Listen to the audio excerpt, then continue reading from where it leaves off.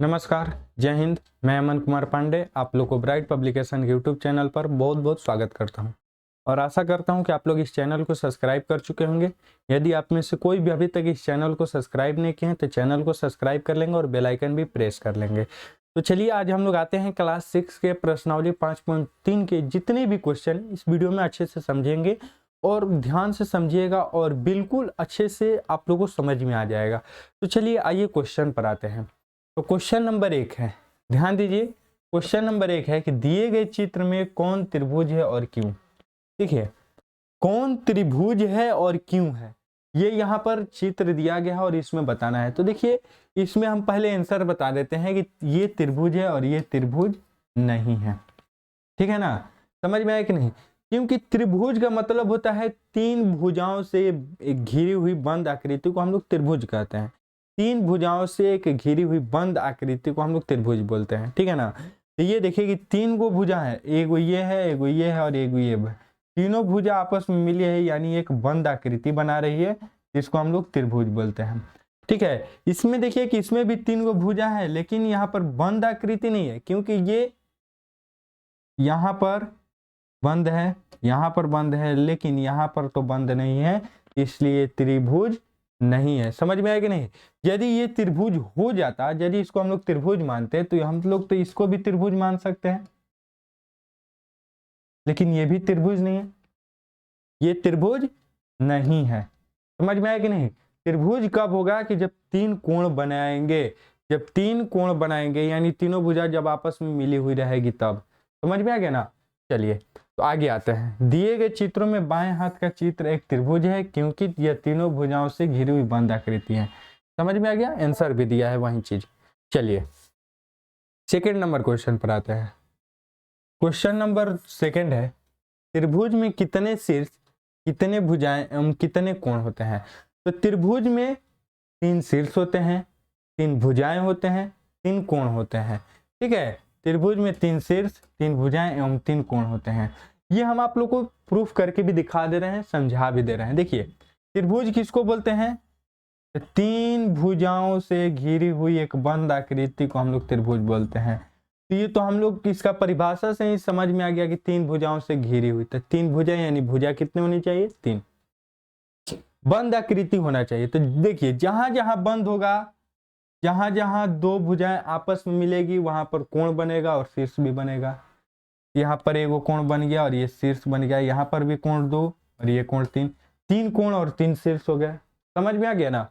चलिए आगे आते हैं 3 नंबर क्वेश्चन पे। क्वेश्चन नंबर 3 है कि त्रिभुज आरएसटी, त्रिभुज आरएसटी में शीर्ष कोण एवं भुजा का नाम लिखिए। त्रिभुज है आरएसटी, इसमें क्या करना है कि शीर्ष का नाम लिखना है, भुजा का नाम लिखना है और कोण का नाम लिखना है। देखिए पहले हम लोग क्या करते हैं कि शीर्ष लिख देते हैं। शीर्ष,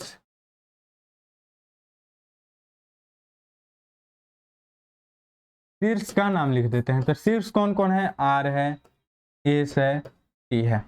आर एस टी में शीर्ष कौन है? आर एस टी है त्रिभुज में। समझ में आया कि नहीं? ये एक शीर्ष है और ये एक शीर्ष है और ये एक शीर्ष है। समझ में आ गया? अब देखिए कोण का नाम लिख देते हैं। तो कोण कौन कौन है? तो हम लोग ऐसे भी लिख सकते हैं इसको। कोण हम दो तरीके से लिखे, देखिएगा।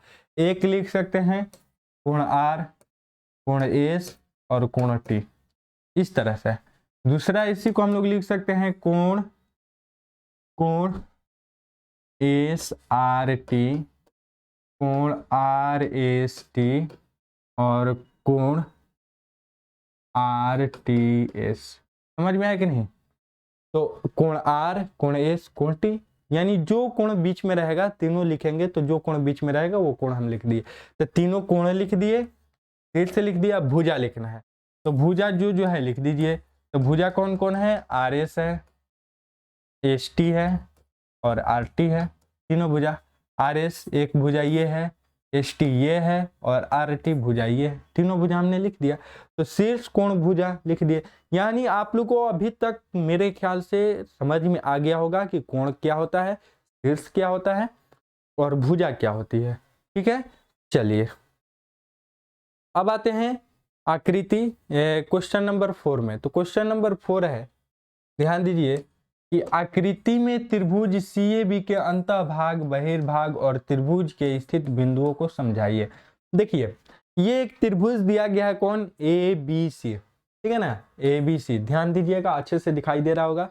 देखिए अंतःभाग, बहिर्भाग और त्रिभुज पर स्थित बिंदुओं को समझाइए। तो देखिए अंतःभाग कौन कौन है, तो अंतःभाग यानी अंदर में कौन कौन है, P और Q, यानी त्रिभुज के अंतःभाग में कौन कौन है, P एंड Q है अंतःभाग में। बहिर्भाग में कौन कौन है, तो ये देखिए R है, S है, सॉरी S है, S जो है ये क्या है, बहिर्भाग में है, बहिर्भाग में है। समझ में आया कि नहीं। चलिए इसके बाद है कि त्रिभुज पर स्थित बिंदु, तो त्रिभुज पर कौन स्थित है, तो R स्थित है। R बिंदु जो है ये क्या है, त्रिभुज पर स्थित है, त्रिभुज पर स्थित है। समझ में आ गया कि नहीं, क्लियर है। चलिए अब आगे बढ़ते हैं इसके आगे वाले क्वेश्चन पे, क्वेश्चन नंबर 5। क्वेश्चन नंबर 5 है कि त्रिभुज के शीर्ष से भुजा पर डाला गया लंब त्रिभुज का कहलाता है। देखिए त्रिभुज के शीर्ष पर, यानी मान लीजिए, चलिए हम एक त्रिभुज बनाते हैं यहाँ पर, चलिए ये त्रिभुज हो गया, त्रिभुज ABC नाम देना जरूरी होता है। कभी भी आप लोग त्रिभुज बनाइएगा तो उसका कोई भी नाम दे सकते हैं, ABC, PQR, RST, ठीक है ना, अपने मन से XYZ कुछ भी नाम दे सकते हैं। समझ में आ गया। चलिए तो त्रिभुज के शीर्ष से भुजा पर डाली गई, देखिए ये शीर्ष है, मान लीजिए कि ये भी शीर्ष है, ये भी शीर्ष है, ये भी शीर्ष है, ठीक है ना, तीनों क्या है, शीर्ष है। तो हम किसी भी शीर्ष से भुजा पर डाला गया लंब, चलिए हम इसको भुजा पर लंब डाल देते हैं। लंब का मतलब होता है सीधा, एकदम 90 डिग्री पर, एकदम सीधा लंब, सीधा 90 डिग्री पर। समझ में आ गया ना। डाला गया लंब त्रिभुज की कहलाती है। तो ये त्रिभुज का क्या कहलाएगा, लंब कहलाएगा। क्या कहलाएगा, त्रिभुज के शीर्ष लंब कहलाएगा, ठीक है ना। ये भुजा जो शीर्ष से भुजा पर डाली गई लंब, ये क्या कहलाएगी, शीर्ष लंब कहलाएगी, शीर्ष लंब। समझ में आ गया ना, यहाँ पर ये आंसर हो जाएगा शीर्ष लंब। समझ में आ गया, पहला का आंसर हो जाएगा। चलिए इसी का सेकंड नंबर क्वेश्चन पर आते हैं। सेकंड नंबर क्वेश्चन है इसका कि त्रिभुज के शीर्ष से भुजा के मध्य बिंदु को मिलाने वाली रेखा भुजा की कहलाती है। देखिए एक त्रिभुज बनाते हैं, समझा देते हैं। एक त्रिभुज है ABC, तो त्रिभुज ABC यानी त्रिभुज के शीर्ष से भुजा के मध्य बिंदु पर, देखिए ये शीर्ष हो गया और इसके मध्य बिंदु पर, यानी ये मध्य बिंदु, यानी इसके दो भागों में बांट रहा है, BC को दो भागों में बांट रहा है। चलिए इसका हम कोई नाम दे देते हैं D। तो ये क्या हो गया, BC को दो भाग में बांट दिया, BD और DC में। समझ में आ गया ना। मध्य बिंदु का मतलब क्या हो गया, उसके बीचों बीच काट दे रहा है, ठीक है ना, मध्य कर दे रहा है, आधा कर दे रहा है, ठीक है। चलिए तो ये आधा कर दिया, तो मिलाने वाली रेखा त्रिभुज की भुजा कहलाती है। तो ये कौन सी भुजा कहलाएगी, माध्यिका कहलाएगी, माध्यिका।